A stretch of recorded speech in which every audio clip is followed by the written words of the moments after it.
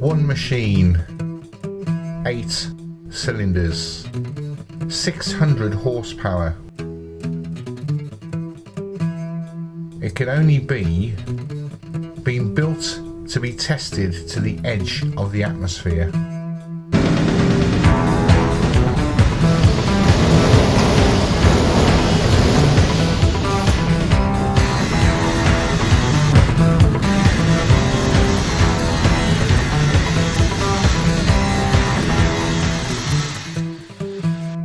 Right, I'm at a secret location.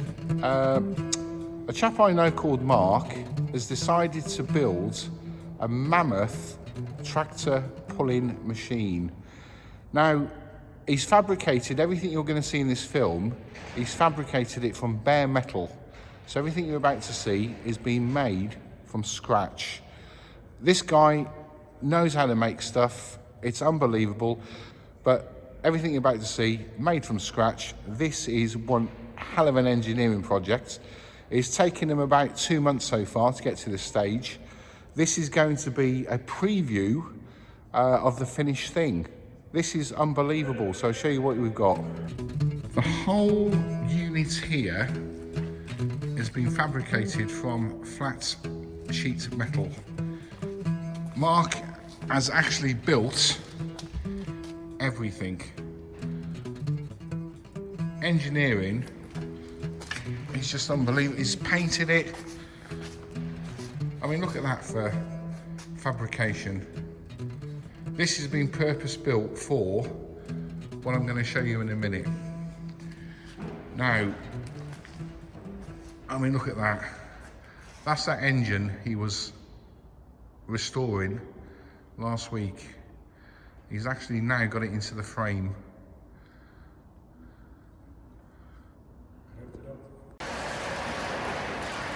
On the front of the wagon, Mark's actually put fuel tanks, which are going to hold the fuel. Everything you see here has been fabricated. That's the engine which he was spraying on the previous film. It's a V8. 17 litre. I mean, that is everything. He's built the chassis, the lot. Exhaust pipes. He's actually fabricated all those himself. Everything's been handmade. There's the 2 massive turbos. Oh, this is a beast. I mean, the radiator, he's even put the rad in. I mean, look at that. Chassis. I mean, the fuel tanks. He's made all this from scratch. This is one hell of a bit of kit. This is the beast.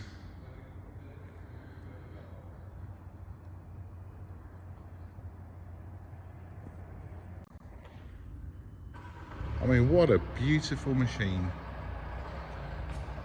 I think they use them for sledge pulling. Those turbos. I mean, you couldn't get bigger turbos if you even asked for it. They are massive. Do you think it'll work? What do you reckon so far? So far, it's been a lot of work, but hopefully, fingers crossed, it'll pull. So how long has it taken you to get this far from day one? 12 months, I expect, but on and off. Obviously, we're locked down and all the rest of it, but then you got your work. It's only been weekends, apart from now. Obviously, I've had 10 days off, so I could get on with this. Do you reckon it's going to pull? Do you reckon it's going to pull good? Well, hopefully, yeah, we'll find out soon. It's either going to pull or it's going to break, and if it breaks, Mark will be in a beer tent. Simple. So the engine's a 17 litre V8. I mean, the spraying on it is absolutely superb. Even the fabrication. I mean, how long did it take to spray it from what I see there? Spraying don't take that long. A day. Bonnet will be taking the longest, because obviously that's got to look right. Now the bonnet, you were saying you bought it from an existing tractor, you've split it, you've made it longer, wider. Yeah, out of 2 bonnets. Out of 2 bonnets? Yeah. Which I haven't shown you on the film yet, but when you see this bonnet, which is going on here, it's one hell of a bonnet. Those exhaust pipes, unbelievable. Is that sort of high grade stainless steel? That's just normal stainless steel. Normal stainless steel. Yeah. And your turbos, when it's running, will probably glow red, will they? Hopefully, yeah. Yeah, they should light up bloody orange. That's a hell of a lot. What's the thing on the back there, Mark, by the turbos, the little sort of butterfly? What does that do? That's the kill flap. So if you break loose from the sledge, it'll open and shut. So when you're running, it's like that. If you pull away from the sledge, you're connected to the sledge, does that, kills the tractor. And you've made all that as well? You Yeah. fabricated the whole lot? Everything we see on there has been fabricated by Mark. I mean, this guy knows what he's doing. He thinks. You've even made, is that lever there? That's the That's clutch. the clutch lever, that That's is. the So clutch. we've gone from air to mechanical. I mean, there's not one detail you've not even, I mean, look at the steering column on that. And all that's all made out of bits of metal. So when you've been fabricating as you go along. You've got to, because you don't know until you built it and you're putting things in. So we started at the front, then we got to the middle, then we ended up with having batteries at the front, then we've ended up with batteries at the back, because then we got the fuel tanks at the front. So then we started from the front and just worked our way back, stayed going over work all the time. Good God. Now the fuel, you're talking about the fuel, is it normal? Just normal red. Normal red diesel? Yeah. That's it? You don't mix anything with it to give it more power? No. You can put nitrous if you want, but hopefully we don't need that. So, in terms of power or torque, what do you reckon? We're roughly about 600 horsepower, I expect. 600 horsepower. Now, I noticed on the tyres, where's all the tread gone from a tractor tyre? You cut them off? We cut it off, yeah, you don't need tread. Why? Tell me, because I don't understand. If you got too much tread, you would never ever take off in a top gear or a higher gear. You'd never go from top. So you need to make it spin. You need first. to spin. It's more friction than it is grip. You need to get those wheels around going as fast as you can ever get around. Now I've noticed you've cut them as well, Mark. Yeah. So you groove them, so you're going to spin them up. Yeah, spin now. Hopefully that's all going to go. And then if that goes, we'll try and do that on the road and then recut them again, just to get a bit more off them. Unbelievable. Anyway, better get on with this job. Yeah. That, as you can see, is fabrication from the word go. Flat metal. He's actually produced all this from scratch. That is one hell of a machine. Well, in about a week or 2 weeks' time, you'll see the thing fully finished, and Mark will have it fired up.